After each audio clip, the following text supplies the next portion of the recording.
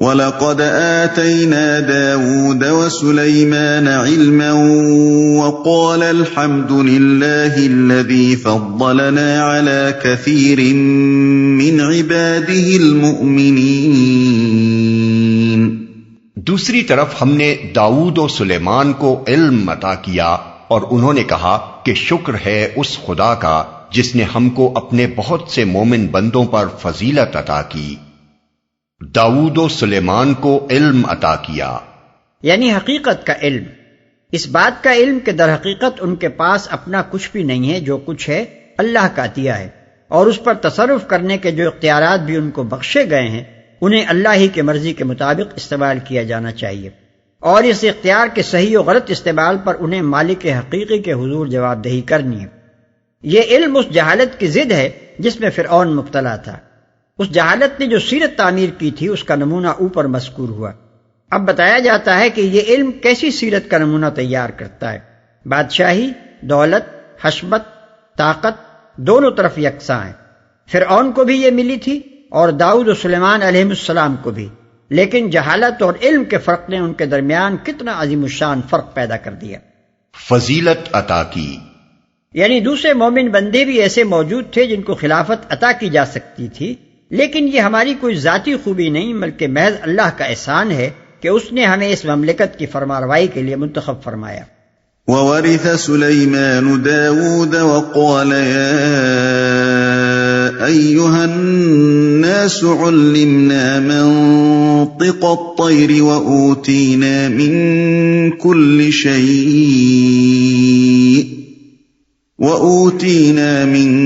كُلِّ شَيْءٍ إِنَّ هَذَا لَهُوَ الْفَضْلُ الْمُبِينُ۔ اور داؤد کا وارث سلیمان ہوا، اور اس نے کہا، لوگو ہمیں پرندوں کی بولیاں سکھائی گئی ہیں اور ہمیں ہر طرح کی چیزیں دی گئی ہیں، بے شک یہ اللہ کا نمایاں فضل ہے۔ داؤد کا وارث سلیمان ہوا۔ وراثت سے مراد مال و جائیداد کی وراثت نہیں بلکہ نبوت اور خلافت میں حضرت داؤد علیہ السلام کی جانشینی ہے۔ مال و جائیداد کی میراث اگر بالفرض منتقل ہوئی بھی ہو تو وہ تنہا حضرت سلیمان علیہ السلام ہی کی طرف منتقل نہیں ہو سکتی تھی، کیونکہ حضرت داؤد علیہ السلام کی دوسری اولاد بھی موجود تھی۔ اس لیے اس آیت کو اس حدیث کی تردید میں پیش نہیں کیا جا سکتا جو نبی صلی اللہ علیہ وسلم سے مروی ہے کہ ہم انبیاء کی وراثت تقسیم نہیں ہوتی، جو کچھ ہم نے چھوڑا وہ صدقہ ہے، بخاری۔ نبی کا وارث کوئی نہیں ہوتا، جو کچھ وہ چھوڑتا ہے وہ مسلمانوں کے فقراء اور مساکین میں تقسیم کیا جاتا ہے۔ مسند احمد، مرویات ابو بکر صدیق رضی اللہ عنہ، حدیث 60 اور 78۔ حضرت سلیمان علیہ السلام حضرت داؤد علیہ السلام کے سب سے چھوٹے بیٹے تھے۔ ان کا اصل عبرانی نام سولومن تھا، جو سلیم کا ہم معنی ہے۔ 965 قبل مسیح میں حضرت داؤد علیہ السلام کے جانشین ہوئے اور 926 قبل مسیح تک تقریباً 40 سال فرمانروا رہے۔ ان کے حدود و سلطنت کے متعلق ہمارے مفسرین نے بہت مبالغے سے کام لیا ہے۔ وہ انہیں دنیا کے بہت بڑے حصے کا حکمران بتاتے ہیں، حالانکہ ان کی مملکت صرف موجودہ فلسطین اور شرق اردن پر مشتمل تھی اور شام کا ایک حصہ بھی اس میں شامل تھا۔ پرندوں کی بولیاں سکھائی گئی ہیں۔ بائبل اس ذکر سے خالی ہے کہ حضرت سلیمان علیہ السلام کو پرندوں اور جانوروں کی بولیوں کا علم دیا گیا تھا، لیکن بنی اسرائیل کی روایات میں اس کی صراحت موجود ہے۔ جیوش انسائکلوپیڈیا جلد 11 صفحہ 439۔ ہر طرح کی چیزیں دی گئی ہیں، یعنی اللہ کا دیا ہمارے پاس سب کچھ موجود ہے۔ اس بات کو لفظی معنوں میں لینا درست نہیں ہے، بلکہ اس سے مراد اللہ کے بخشے ہوئے مال و دولت اور ساز و سامان کی کثرت ہے۔ یہ بات حضرت سلیمان علیہ السلام نے فخریہ نہیں فرمائی تھی، بلکہ اللہ کے فضل اور اس کی عطا و بخشش کا شکریہ ادا کرنا مقصود تھا۔ وَحُشِرَ لِسُلَيْمَانَ جُنُودُهُ مِنَ الْجِنِّ وَالْإِنسِ وَالطَّيْرِ فَهُمْ يُوزَعُونَ۔ سلیمان کے لیے جن اور انسانوں اور پرندوں کے لشکر جمع کیے گئے تھے اور وہ پورے ضبط میں رکھے جاتے تھے۔ لشکر جمع کیے گئے تھے۔ بائبل میں اس کا بھی کوئی ذکر نہیں ہے کہ جن حضرت سلیمان علیہ السلام کے لشکروں میں شامل تھے اور وہ ان سے خدمت لیتے تھے، لیکن تلمود اور ربیوں کی روایات میں اس کا تفصیلی ذکر ملتا ہے۔ جیوش انسائکلوپیڈیا جلد 11 صفحہ 440۔ موجودہ زمانے کے بعد لوگوں نے یہ ثابت کرنے کے لیے ایڑی چوٹی کا زور لگایا ہے کہ جن اور طیر سے مراد جنات اور پرندے نہیں ہیں بلکہ انسان ہی ہیں جو حضرت سلیمان علیہ السلام کے لشکر میں مختلف کام کرتے تھے۔ وہ کہتے ہیں کہ جن سے مراد پہاڑی قبائل کے وہ لوگ ہیں جنہیں حضرت سلیمان علیہ السلام نے مسخر کیا تھا اور وہ ان کے ہاں حیرت انگیز طاقت اور محنت کے کام کرتے تھے، اور طیر سے مراد گھوڑ سواروں کے دستے ہیں جو پیدل دستوں کے بنسبت بہت زیادہ تیزی سے نقل و حرکت کرتے تھے۔ لیکن یہ قرآن مجید میں بیجا تعویل کی بدترین مثالیں ہیں۔ قرآن یہاں جن و انس اور طیر تین الگ الگ اقسام کے لشکر بیان کر رہا ہے، اور تینوں پر الف لام تعریف جنس کے لیے لایا گیا ہے، اس لیے لامحالہ الجن اور الطیر الانس میں شامل نہیں ہو سکتے، بلکہ وہ اس سے مختلف دو الگ اجناس ہی ہو سکتی ہیں۔ علاوہ بری کوئی شخص جو عربی زبان سے ذرہ برابر بھی واقفیت رکھتا ہو یہ تصور نہیں کر سکتا کہ اس زبان میں محض لفظ الجن بول کر انسانوں کا کوئی گروہ یا محض الطیر بول کر سواروں کا رسالہ کبھی مراد لیا جا سکتا ہے، اور کوئی عرب ان الفاظ کو سن کر ان کے یہ معنی سمجھ سکتا ہے۔ محض محاورے میں کسی انسان کو اس کے فوق العادت کام کی وجہ سے جن، یا کسی عورت کو اس کے حسن کی وجہ سے پری، اور کسی تیز رفتار آدمی کو پرندہ کہہ دینا یہ معنی نہیں رکھتا کہ اب جن کے معنی طاقتور آدمی، اور پری کے معنی حسین عورت، اور پرندے کے معنی تیز رفتار انسان ہی کے ہو جائیں۔ ان الفاظ کے یہ معنی تو مجازی ہیں نہ کہ حقیقی، اور کسی کلام میں کسی لفظ کو حقیقی معنی چھوڑ کر مجازی معنوں میں صرف اسی وقت استعمال کیا جاتا ہے، اور سننے والے بھی ان کو مجازی معنوں میں صرف اسی وقت لے سکتے ہیں جبکہ آس پاس کوئی واضح قرینہ ایسا موجود ہو جو اس کے مجاز ہونے پر دلالت کرتا ہو۔ یہاں آخر کون سا قرینہ پایا جاتا ہے جس سے یہ گمان کیا جا سکے کہ جن اور طیر کے الفاظ اپنے حقیقی لغوی معنوں میں نہیں بلکہ مجازی معنوں میں استعمال کیے گئے، بلکہ آگے ان دونوں گروہوں کے ایک ایک فرد کا جو حال اور کام بیان کیا گیا ہے وہ تو اس تعویل کے بالکل خلاف معنی پر صریح دلالت کر رہا ہے۔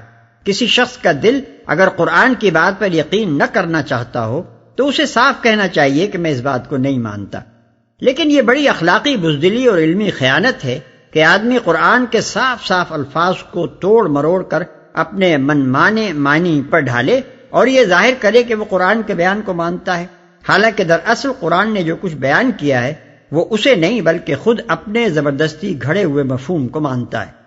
حتى إذا أتوا على واد النمل قالت نملة يا أيها النمل ادخلوا مساكنكم لا يحطمنكم سليمان وجنوده وهم لا يشعرون۔ ایک مرتبہ وہ ان کے ساتھ کوچ کر رہا تھا، یہاں تک کہ جب یہ سب چیونٹیوں کی وادی میں پہنچے تو ایک چیونٹی نے کہا، اے چیونٹیوں اپنے بلوں میں گھس جاؤ، کہیں ایسا نہ ہو کہ سلیمان اور اس کے لشکر تمہیں کچل ڈالیں اور انہیں خبر بھی نہ ہو۔ اس آیت کو بھی آج کل کے بعض مفسرین نے تعویل کی قرات پر چڑھایا ہے۔ وہ کہتے ہیں کہ وادی النمل سے مراد چیونٹیوں کی وادی نہیں ہے بلکہ یہ ایک وادی کا نام ہے جو شام کے علاقے میں تھی، اور نملہ کے معنی ایک چونٹی کے نہیں ہیں بلکہ یہ قبیلے کا نام ہے۔ اس طرح وہ آیت کا مطلب یہ بیان کرتے ہیں کہ جب حضرت سلیمان علیہ السلام وادی النمل میں پہنچے تو ایک نملی نے کہا کہ اے قبیلہ نمل کے لوگوں، لیکن یہ بھی ایسی تعویل ہے جس کا ساتھ قرآن کے الفاظ نہیں دیتے۔ اگر بالفرض وادی النمل کو اس وادی کا نام مان لیا جائے اور یہ بھی مان لیا جائے کہ وہاں بنی النمل نامی کوئی قبیلہ رہتا تھا، تب بھی یہ بات عربی زبان کے استعمالات کے بالکل خلاف ہے کہ قبیلہ نمل کے ایک فرد کو نملہ کہا جائے۔ اگرچہ جانوروں کے نام پر عرب کے بہت سے قبائل کے نام ہیں، مثلا کلب، اسد وغیرہ، لیکن کوئی عرب قبیلہ کلب کے کسی فرد کے متعلق قال کلب، ایک کتے نے یہ کہا، یا قبیلہ اسد کے کسی شخص کے متعلق قال اسد یعنی ایک شیر نے کہا، ہرگز نہیں بولے گا۔ اس لیے بنی النمل کے ایک فرد کے متعلق یہ کہنا کہ قالت نملۃ یعنی ایک چونٹی یہ بولی، قطعاً عربی محاورہ و استعمال کے خلاف ہے۔ پھر قبیلہ نمل کے ایک فرد کا بنی النمل کو پکار کر یہ کہنا کہ اے نملیو اپنے گھروں میں گھس جاؤ، کہیں ایسا نہ ہو کہ سلیمان علیہ السلام کے لشکر تم کو کچل ڈالیں اور انہیں خبر بھی نہ ہو، بالکل بے معنی ہے۔ انسانوں کے کسی گروہ کو انسانوں کا کوئی لشکر بے خبری میں نہیں کچلا کرتا۔ اگر وہ ان پر حملے کی نیت سے آیا ہو تو ان کا اپنے گھروں میں گھس جانا لا حاصل ہے، حملہ آور ان کے گھروں میں گھس کر انہیں اور زیادہ اچھی طرح کچلیں گے، اور اگر وہ محض کوچ کرتا ہوا گزر رہا ہو تو اس کے لیے بس راستہ صاف چھوڑ دینا کافی ہے۔ کوچ کرنے والوں کی لپیٹ میں آ کر انسانوں کو نقصان تو پہنچ سکتا ہے، مگر یہ نہیں ہو سکتا کہ چلتے ہوئے انسان بے خبری میں انسانوں کو کچل ڈالیں۔ لہذا اگر بنی النمل کوئی انسانی قبیلہ ہوتا اور اس کا کوئی فرد اپنے قبیلے کے لوگوں کو خبردار کرنا چاہتا تو حملے کے خطرے کی صورت میں وہ کہتا، اے نملیو بھاگ چلو اور پہاڑوں میں پناہ لو تاکہ سلیمان کے لشکر تمہیں تباہ نہ کر دیں، اور حملے کا خطرہ نہ ہونے کی صورت میں وہ کہتا کہ اے نملیو راستے سے ہٹ جاؤ تاکہ تم میں سے کوئی شخص سلیمان کے لشکروں کی جپیٹ میں نہ آ جائے۔ یہ تو وہ غلطی ہے جو اس تعویل میں عربی زبان اور مضمون عبارت کے اعتبار سے ہے۔ رہی یہ بات کہ وادی النمل دراصل اس وادی کا نام تھا اور وہاں بنی النمل نامی کوئی قبیلہ رہتا تھا، یہ محض ایک مفروضہ ہے جس کے لیے کوئی علمی ثبوت موجود نہیں ہے۔ جن لوگوں نے اسے وادی کا نام قرار دیا ہے انہوں نے خود یہ تصریح کی ہے کہ اسے چیونٹیوں کی کثرت کے باعث یہ نام دیا گیا تھا۔ قتادہ اور مقاتل کہتے ہیں کہ وہ ایک وادی ہے سرزمین شام میں جہاں چیونٹیاں بہت ہیں، لیکن تاریخ و جغرافیہ کی کسی کتاب میں اور آثار قدیمہ کی کسی تحقیقات میں یہ مذکور نہیں ہے کہ اس وادی میں بنی النمل نامی کوئی قبیلہ بھی رہتا تھا۔ یہ صرف ایک من گھڑت بات ہے جو اپنی تعویل کی گاڑی چلانے کے لیے وضع کر لی گئی ہے۔ بنی اسرائیل کی روایات میں بھی یہ قصہ پایا جاتا ہے، مگر اس کا آخری حصہ قرآن کے خلاف ہے اور حضرت سلیمان علیہ السلام کی شان کے خلاف بھی ہے۔ اس میں یہ بیان کیا گیا ہے کہ حضرت سلیمان علیہ السلام جب ایک وادی سے گزر رہے تھے جس میں چیونٹیاں بہت تھیں تو انہوں نے سنا کہ ایک چیونٹی پکار کر دوسری چیونٹیوں سے کہہ رہی ہے کہ اپنے گھروں میں داخل ہو جاؤ ورنہ سلیمان علیہ السلام کے لشکر تمہیں کچل ڈالیں گے۔ اس پر حضرت سلیمان علیہ السلام نے اس چیونٹی کے سامنے بڑے تکبر کا اظہار کیا اور جواب میں اس چیونٹی نے ان سے کہا کہ تمہاری حقیقت کیا ہے؟ ایک حقیر بوند سے تو تم پیدا ہوئے ہو۔ یہ سن کر حضرت سلیمان علیہ السلام شرمندہ ہو گئے۔ جیوش انسائکلوپیڈیا جلد 11 صفحہ 440۔ اس سے اندازہ ہوتا ہے کہ قرآن کس طرح بنی اسرائیل کی غلط روایات کی تصحیح کرتا ہے اور ان گندگیوں کو صاف کرتا ہے جو انہوں نے خود اپنے پیغمبروں کی سیرتوں پر ڈال دی تھی۔ ان روایات کے متعلق مغربی مستشرقین بے شرمی کے ساتھ یہ دعویٰ کرتے ہیں کہ قرآن نے سب کچھ ان سے سرقہ کر لیا ہے۔ عقلی حیثیت سے یہ بات کچھ بھی بعید نہیں ہے کہ ایک چیونٹی اپنی جنس کے افراد کو کسی آتے ہوئے خطرے سے خبردار کرے اور بلوں میں گھس جانے کے لیے کہے۔ رہی یہ بات کہ حضرت سلیمان علیہ السلام نے اس کی بات کیسے سن لی، تو جس شخص کے حواس کلام وحی جیسی لطیف چیز کا ادراک کر سکتے ہوں اس کے لیے چیونٹی کے کلام جیسی کثیف یعنی کروڈ چیز کا ادراک کر لینا کوئی بڑی مشکل بات نہیں ہے۔ فتبسم ضاحكا من قولها وقال رب أوزعني أن أشكر نعمتك التي أنعمت علي وعلى والدي وأن أعمل صالحا ترضاه وأدخلني برحمتك في عبادك الصالحين۔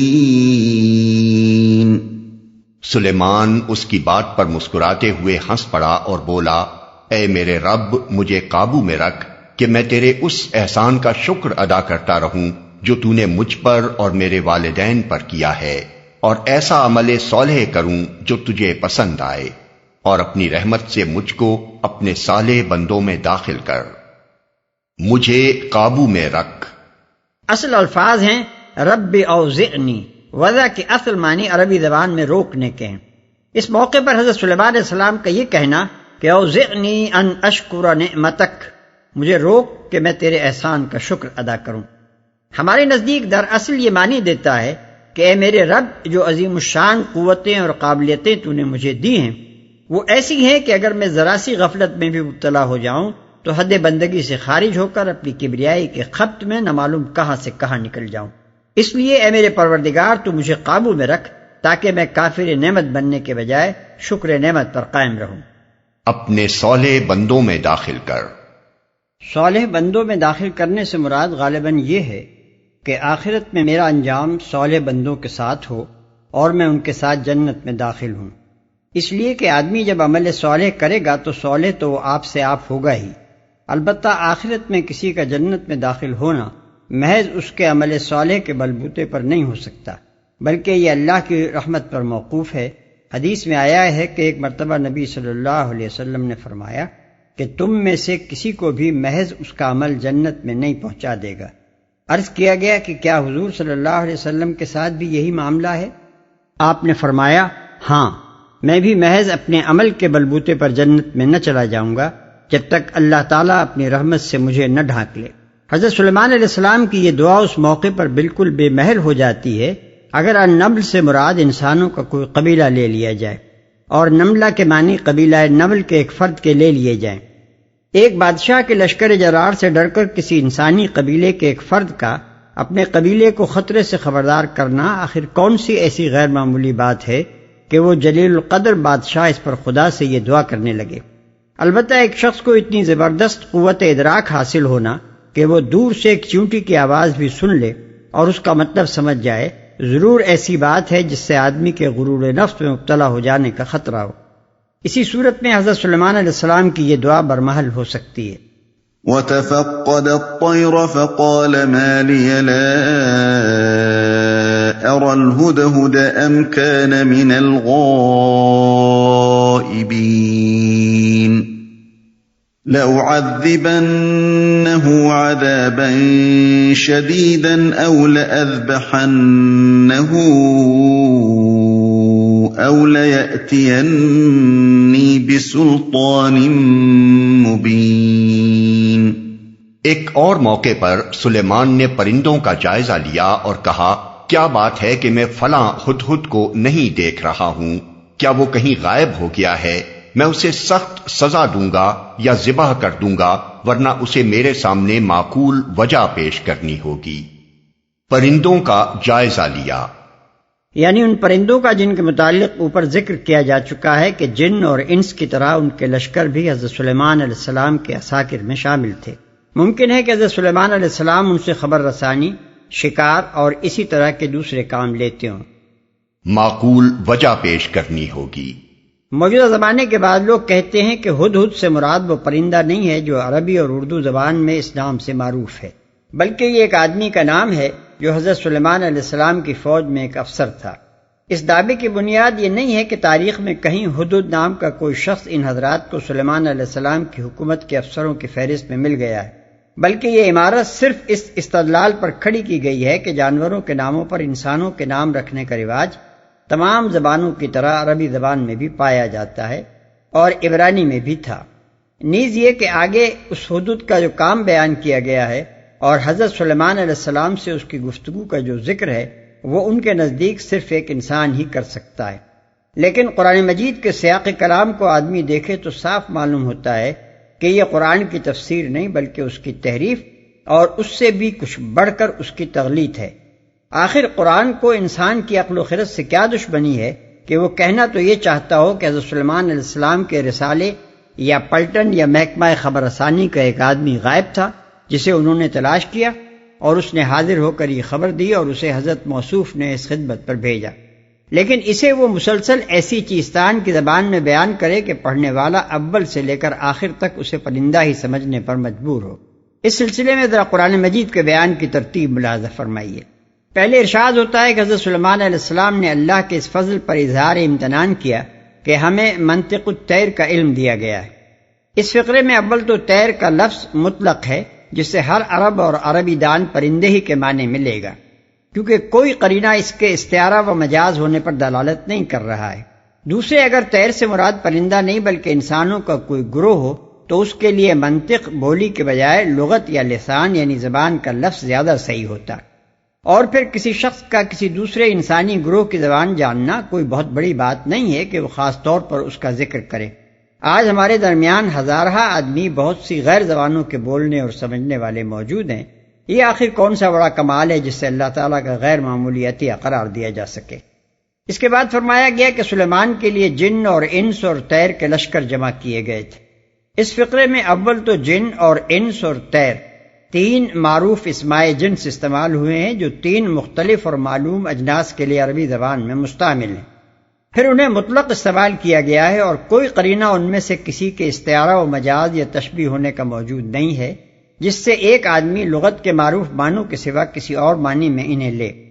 پھر انس کا لفظ جن اور طیر کے درمیان آیا ہے جو یہ معنی لینے میں صریحاً معنی ہے کہ جن اور طیر دراصل انس ہی کے جنس کے دو گروہ تھے۔ یہ معنی مراد ہوتے تو الجن والطیر من الانس کہا جاتا، نہ کہ من الجن والانس والطیر۔ آگے چل کر ارشاد ہوتا ہے کہ حضرت سلیمان علیہ السلام طیر کا جائزہ لے رہے تھے اور ہدہد کو غائب دیکھ کر انہوں نے یہ بات فرمائی۔ اگر یہ طیر انسان تھے اور ہدہد بھی کسی آدمی کا نام ہی تھا تو کم از کم کوئی لفظ تو ایسا کہہ دیا جاتا کہ بیچارہ پڑھنے والا اس کو جانور نہ سمجھ بیٹھتا۔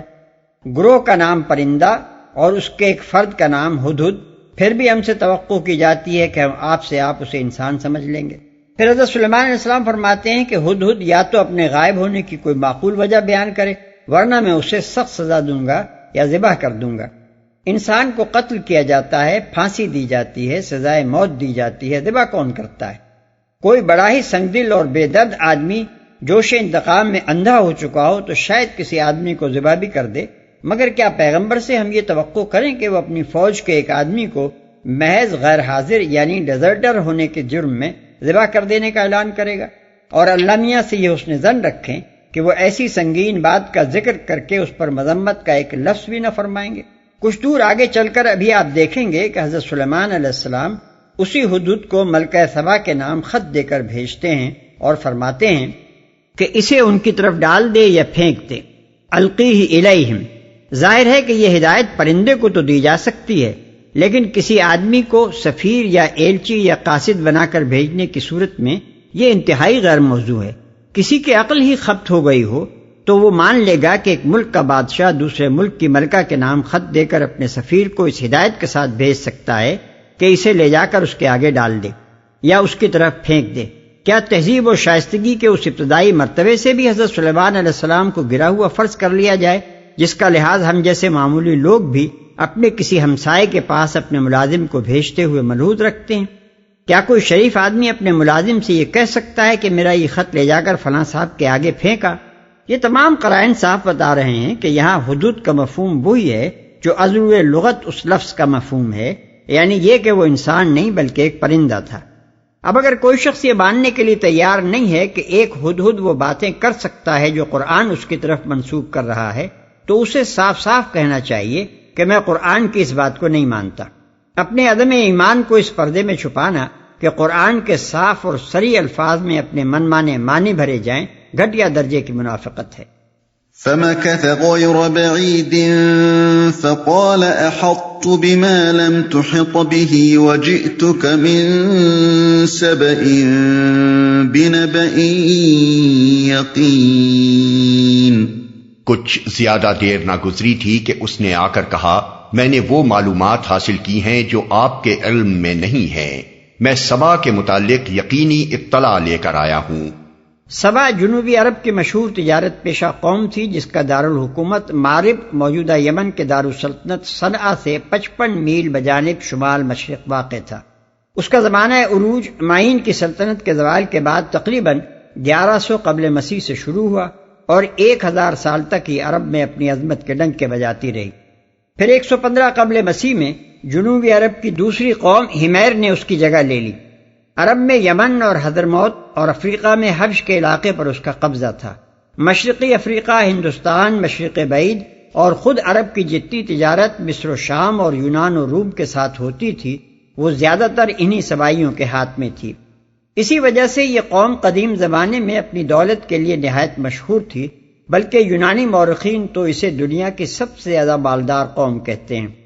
تجارت کے علاوہ ان کی خوشحالی کا بڑا سبب یہ تھا کہ انہوں نے اپنے ملک میں جگہ جگہ بند باندھ کر ایک بہترین نظام آبپاشی قائم کر رکھا تھا جس سے ان کا پورا علاقہ جنت بنا ہوا تھا۔ ان کے ملک کی اس غیر معمولی سرسبزی و شادابی کا ذکر یونانی مورخین نے بھی کیا ہے، اور سورہ سبا کے دوسرے رکوع میں قرآن مجید بھی اس کی طرف اشارہ کرتا ہے۔ ہدہد کا یہ بیان کہ میں نے وہ معلومات حاصل کی ہیں جو آپ کے علم میں نہیں ہیں، یہ معنی نہیں رکھتا کہ حضرت سلیمان علیہ السلام سبا سے بالکل ناواقف تھے۔ ظاہر ہے کہ فلسطین و شام کے جس فرمانروا کی سلطنت بحر احمر کے شمالی کنارے یعنی خلیج عقبہ تک پہنچی ہوئی تھی، وہ اسی بحر احمر کے جنوبی کنارے یعنی یمن کی ایک ایسی قوم سے ناواقف نہ ہو سکتا تھا جو بین الاقوامی تجارت کے ایک اہم حصے پر قابض تھی۔ علاوہ ازیں زبور سے معلوم ہوتا ہے کہ حضرت سلیمان علیہ السلام سے بھی پہلے ان کے والد ماجد حضرت داؤد علیہ السلام سبا سے واقف تھے، ان کی دعا کے یہ الفاظ زبور میں ہمیں ملتے ہیں۔ اے خدا، بادشاہ یعنی خود حضرت داؤد کو اپنے احکام اور شہزادے یعنی حضرت سلیمان علیہ السلام کو اپنی صداقت عطا فرما۔ ترسیس اور جزیروں کے بادشاہ نظریں گزرانیں گے، سبا اور شیبہ یعنی سبا کی یمنی اور حبشی شاخوں کے بادشاہ ہدیے لائیں گے۔ باب 72 آیت 1 اور 2 اور 10 اور 11۔ اس لیے ہدہد کے قول کا مطلب یہ معلوم ہوتا ہے کہ قوم سبا کے مرکز میں جو چشمدید حالات میں دیکھ کر آیا ہوں وہ ابھی تک آپ کو نہیں پہنچے ہیں۔ انی وجدت امرأة تملكهم وأوتيت من كل شيء ولها عرش عظيم۔ میں نے وہاں ایک عورت دیکھی جو اس قوم کی حکمراں ہے، اس کو ہر طرح کا سرو و سامان بخشا گیا ہے اور اس کا تخت بڑا عظیم الشان ہے۔ وجدتها وقومها يسجدون للشمس من دون الله وزين لهم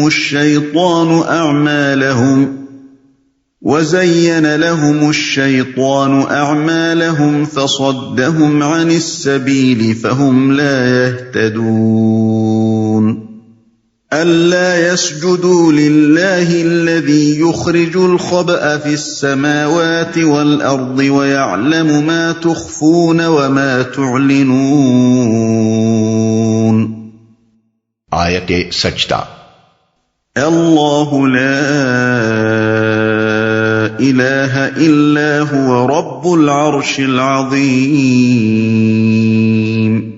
میں نے دیکھا کہ وہ اور اس کی قوم اللہ کی بجائے سورج کے آگے سجدہ کرتی ہے۔ شیطان نے ان کے اعمال ان کے لیے خوشنما بنا دیے اور انہیں شاہراہ سے روک دیا، اس وجہ سے وہ یہ سیدھا راستہ نہیں پاتے کہ اس خدا کو سجدہ کریں جو آسمانوں اور زمین کی پوشیدہ چیزیں نکالتا ہے اور وہ سب کچھ جانتا ہے جسے تم لوگ چھپاتے اور ظاہر کرتے ہو، اللہ کے جس کے سوا کوئی مستحق عبادت نہیں، جو عرش عظیم کا مالک ہے۔ سورج کے آگے سجدہ کرتی ہے۔ اس سے معلوم ہوتا ہے کہ یہ قوم اس زمانے میں آفتاب پرستی کے مذہب کی پیرو تھی۔ عرب کی قدیم روایات سے بھی اس کا یہی مذہب معلوم ہوتا ہے۔ چنانچہ ابن اسحاق علماء انساب کا یہ قول نقل کرتا ہے کہ سبا کی قوم دراصل ایک مورث اعلیٰ کی طرف منسوب ہے جس کا نام عبد شمس یعنی بندہ آفتاب یا سورج کا پرستار اور لقب سبا تھا۔ بنی اسرائیل کی روایات بھی اسی کی تائید کرتی ہیں۔ ان میں بیان کیا گیا ہے کہ ہدہد جب حضرت سلیمان علیہ السلام کا خط لے کر پہنچا تو ملکہ سبا سورج دیوتا کی پرستش کے لیے جا رہی تھی۔ ہدہد نے راستے ہی میں وہ خط ملکہ کے سامنے پھینک دیا۔ شیطان۔ انداز کلام سے ایسا محسوس ہوتا ہے کہ یہاں سے آخر پیراگراف تک کی عبارت ہدہد کے کلام کا جز نہیں ہے بلکہ سورج کے آگے سجدہ کرتی ہے پر اس کی بات ختم ہو گئی، اور اس کے بعد اب یہ ارشاد اللہ تعالیٰ کی طرف سے اس پر بطور اضافہ ہے۔ اس قیاس کو جو چیز تقویت دیتی ہے وہ یہ فقرہ ہے وَيَعْلَمُ مَا تُخْفُونَ وَمَا تُعْلِنُونَ، یعنی اور وہ سب کچھ جانتا ہے جسے تم چھپاتے اور ظاہر کرتے ہو۔ ان الفاظ سے یہ گمان غالب ہوتا ہے کہ متکلم ہدہد اور مخاطب حضرت سلیمان علیہ السلام اور ان کے اہل دربار نہیں ہیں، بلکہ متکلم اللہ تعالیٰ اور مخاطب مشرکین مکہ ہیں جن کو نصیحت کرنے ہی کے لیے یہ قصہ سنایا جا رہا ہے۔ مفسرین میں سے علامہ آلوسی صاحب روح المعانی بھی اسی قیاس کو ترجیح دیتے ہیں۔ خوشنما بنا دیے، یعنی دنیا کی دولت کمانے اور اپنی زندگی کو زیادہ سے زیادہ شاندار بنانے کے جس کام میں وہ منہمک تھے، شیطان نے ان کو سجھا دیا کہ بس یہی عقل و فکر کا ایک مصرف اور قواعد ذہنی و جسمانی کا ایک استعمال ہے۔ اس سے زیادہ کسی چیز پر سنجیدگی کے ساتھ غور کرنے کی حاجت ہی نہیں ہے کہ تم خامخواہ اس فکر میں پڑو کہ اس ظاہر حیات دنیا کے پیچھے حقیقت واقعہ کیا ہے، اور تمہارے مذہب، اخلاق، تہذیب اور نظام حیات کی بنیادیں اس حقیقت سے مطابقت رکھتی ہیں یا سراسر اس کے خلاف جا رہی ہیں۔ شیطان نے ان کو مطمئن کر دیا کہ جب تم دنیا میں دولت اور طاقت اور شان و شوکت کے لحاظ سے بڑھتے ہی چلے جا رہے ہو تو پھر تمہیں یہ سوچنے کی ضرورت ہی کیا ہے کہ ہمارے یہ عقائد اور فلسفے اور نظریے ٹھیک ہیں یا نہیں۔ ان کے ٹھیک ہونے کی تو یہی ایک دلیل کافی ہے کہ تم مزے سے دولت کما رہے ہو اور عیش اڑا رہے ہو۔ زمین کی پوشیدہ چیزیں نکالتا ہے، یعنی جو ہر آن ان چیزوں کو ظہور میں لا رہا ہے جو پیدائش سے پہلے نہ معلوم کہاں کہاں پوشیدہ تھیں۔ زمین کے پیڑ سے ہر آن بے شمار نباتات نکال رہا ہے اور طرح طرح کے معدنیات خارج کر رہا ہے۔ عالم بالا کی فضاؤں سے وہ چیزیں سامنے لا رہا ہے جن کے ظہور میں آنے سے پہلے انسان کا وہم و گمان بھی ان تک نہ پہنچ سکتا تھا۔ جسے تم لوگ چھپاتے اور ظاہر کرتے ہو، یعنی اس کا علم ہر چیز پر حاوی ہے، اس کے لیے ظاہر اور مخفی سب یکساں ہیں، اس پر سب کچھ آیا ہے۔ اللہ تعالیٰ کی ان دو صفات کو بطور نمونہ بیان کرنے سے مقصود دراصل یہ ذہن نشین کرنا ہے کہ اگر وہ لوگ شیطان کے دھوکے میں نہ آتے تو یہ سیدھا راستہ انہیں صاف نظر آ سکتا تھا کہ آفتاب نامی ایک دہکتا ہوا کرہ جو بیچارہ خود اپنے وجود کا ہوش بھی نہیں رکھتا، کسی عبادت کا مستحق نہیں ہے، بلکہ صرف وہ ہستی اس کا استحقاق رکھتی ہے جو علیم و خبیر ہے اور جس کی قدرت ہر لحظہ نئے نئے کرشمے ظہور میں لا رہی ہے۔ عرش عظیم کا مالک ہے۔ اس مقام پر سجدہ واجب ہے۔ یہ قرآن کے ان مقامات میں سے ہے جہاں سجدہ تلاوت واجب ہونے پر فقہا کا اتفاق ہے۔ یہاں سجدہ کرنے سے مقصود یہ ہے کہ ایک مومن اپنے آپ کو آفتاب پرستوں سے جدا کرے اور اپنے عمل سے اس بات کا اقرار و اظہار کرے کہ وہ آفتاب کو نہیں بلکہ صرف اللہ تعالیٰ ہی کو اپنا مسجود و معبود مانتا ہے۔ قال سننظر اصدقت ام كنت من الكاذبين۔ سلیمان نے کہا، ابھی ہم دیکھے لیتے ہیں کہ تو نے سچ کہا ہے یا تو جھوٹ بولنے والوں میں سے ہے۔ اذهب بكتابي هذا فألقه إليهم ثم تول عنهم فانظر ماذا يرجعون۔ میرا یہ خط لے جا اور اسے ان لوگوں کی طرف ڈال دے، پھر الگ ہٹ کر دیکھ کہ وہ کیا رد عمل ظاہر کرتے ہیں۔ یہاں پہنچ کر ہدہد کا کردار ختم ہوتا ہے۔ عقلیت کے مدعی حضرات نے جس بنا پر اسے پرندہ ماننے سے انکار کیا ہے وہ یہ ہے کہ انہیں ایک پرندے کا اس قوت مشاہدہ، قوت تمیز اور قوت بیان سے بہرہ ور ہونا بعید از امکان معلوم ہوتا ہے کہ وہ ایک ملک پر گزرے اور یہ جان لے کہ یہ قوم سبا کا ملک ہے۔ اس ملک کا نظام حکومت یہ ہے، اس کی فرمانروا فلاں عورت ہے، اس کا مذہب آفتاب پرستی ہے، اس کو خدائے واحد کا پرستار ہونا چاہیے تھا، مگر یہ گمراہی میں مبتلا ہے۔ اور اپنے یہ سارے مشاہدات وہ آ کر اس وضاحت کے ساتھ حضرت سلیمان علیہ السلام سے بیان کر دے۔ انہی وجوہ سے کھلے کھلے ملاحدہ قرآن پر یہ اعتراض کرتے ہیں کہ وہ کلیلہ دمنہ کسی باتیں کرتا ہے، اور قرآن کی عقلی تفسیریں کرنے والے اس کے الفاظ کو ان کے صریح معنی سے پھیر کر یہ ثابت کرنے کی کوشش کرتے ہیں کہ یہ حضرت ہدہد تو سرے سے کوئی پرندے تھے ہی نہیں، لیکن ان دونوں قسم کے حضرات کے پاس آخر وہ کیا سائنٹیفک معلومات ہیں جن کی بنا پر وہ قطعیت کے ساتھ کہہ سکتے ہوں کہ حیوانات اور ان کی مختلف انواع اور پھر ان کے مختلف افراد کی قوتیں اور استعدادیں کیا ہیں اور کیا نہیں ہیں۔ جن چیزوں کو وہ معلومات سمجھتے ہیں وہ در حقیقت اس نہایت ناکافی مشاہدے سے اخذ کردہ نتائج ہیں جو محض سرسری طور پر حیوانات کی زندگی اور ان کے برتاؤ کا کیا گیا ہے۔ انسان کو آج تک کسی یقینی ذریعے سے یہ معلوم نہیں ہو سکا کہ مختلف قسم کے حیوانات کیا جانتے ہیں، کیا کچھ دیکھتے ہیں اور سنتے ہیں، کیا محسوس کرتے ہیں، کیا سوچتے اور سمجھتے ہیں، اور ان میں سے ہر ایک کا ذہن کس طرح کام کرتا ہے۔ پھر بھی جو تھوڑا بہت مشاہدہ مختلف انواع حیوانی کی زندگی کا کیا گیا ہے، اس سے ان کی نہایت حیرت انگیز استعدادوں کا پتہ چلا ہے۔ اب اگر اللہ تعالیٰ جو ان حیوانات کا خالق ہے ہم کو یہ بتاتا ہے کہ اس نے اپنے ایک نبی کو جانوروں کی منطق سمجھنے اور ان سے کلام کرنے کی قابلیت عطا کی تھی، اور اس نبی کے پاس سدھائے جانے اور تربیت پانے سے ایک ہدہد اس قابل ہو گیا تھا کہ دوسرے ملکوں سے یہ کچھ مشاہدے کر کے آتا اور پیغمبر کو ان کی خبر دیتا تھا، تو بجائے اس کے کہ ہم اللہ تعالیٰ کے اس بیان کی روشنی میں حیوانات کے متعلق اپنے آج تک کے تھوڑے سے علم اور بہت سے قیاسات پر نظر ثانی کریں، یہ کیا عقل مندی ہے کہ ہم اپنے اس ناکافی علم کو معیار قرار دے کر اللہ تعالیٰ کے اس بیان کی تکذیب یا اس کی معنوی تحریف کرنے لگیں۔ قالت يا أيها الملأ إني